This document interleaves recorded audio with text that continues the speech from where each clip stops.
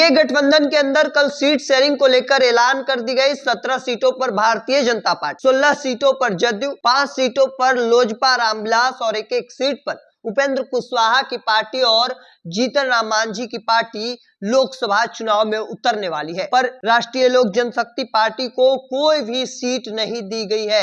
एक सीट को लेकर लगातार चर्चाएं चल रही थी कि समस्तीपुर सीट पशुपति कुमार पारस को दिया जा सकता है, पर इसके बावजूद उन्हें सीट भारतीय जनता पार्टी ने नहीं दिया है और सीट शेयरिंग के ऐलान के बाद भी पशुपति कुमार पारस मौन है, वो नाराज नजर आ रहे हैं। वो अब एनडीए गठबंधन को छोड़ सकते हैं, क्योंकि केंद्र में भले ही वह मंत्री बने, चिराग अकेले पड़ गए थे, लेकिन एहसास कराते रहे कि जनाधार उनके पास है और इसी वजह से चाचा पर चिराग पासवान अब भारी पड़ चुके हैं। चिराग पासवान को 5 सीटें दी गई। हालांकि राष्ट्रीय लोक जनशक्ति पार्टी यानी पशुपति कुमार पारस को और उनकी पार्टी को कोई सीट नहीं दी गई और जिसके बाद से नाराजगी जो है वो अब जाहिर होने लगी है। हालांकि चर्चा इस बात को लेकर है कि आज सुबह 11:30 बजे पशुपति कुमार पारस एक बड़ा फैसला ले सकते हैं और वो मंत्री पद से इस्तीफा दे सकते हैं। चर्चा इस बात को लेकर भी है कि वो एनडीए गठबंधन को छोड़कर अब इंडिया गठबंधन के साथ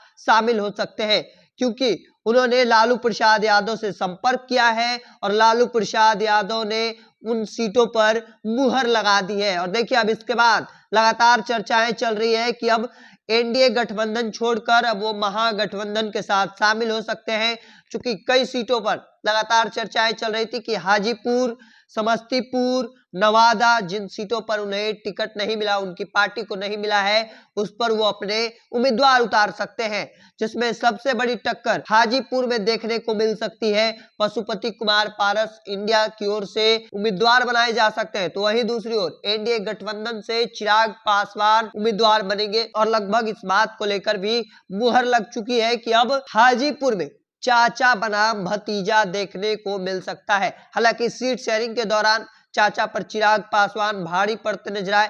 5 सीटें चिराग पासवान को दी गई हैं, तो वहीं चाचा पशुपति कुमार पारस को कोई भी सीट नहीं दी गई। चर्चा इस बात को लेकर थी कि समस्तीपुर सीट पशुपति कुमार पारस के खाते में जा सकती है, पर वो भी नहीं जाते दिखा और ऐसे में चिराग पासवान की जीत हुई है। चिराग पासवान अपने चाचा पर भारी पड़ते नजर आ रहे हैं और ऐसे में चंदन सिंह, प्रिंस राज, कई उनके पार्टी के जो सांसद हैं उनका भी टिकट कटा है और ऐसे में देखना होगा कि अब आगे का रुख क्या होता है। हालांकि चर्चा इस बात को लेकर है कि आज सुबह 11:30 बजे प्रेस कॉन्फ्रेंस किया जाएगा और इसके बाद या इससे पहले भी वो मंत्री पद से इस्तीफा दे सकते हैं, एनडीए गठबंधन को छोड़ सकते हैं और महागठबंधन का रुख जा सकते हैं, महागठबंधन का दामन थाम सकते हैं। देखना होगा कि क्या कुछ निकलकर सामने आता है। ऐसे ही तमाम खबरों के लिए द बिहारी टॉप देखते रहे।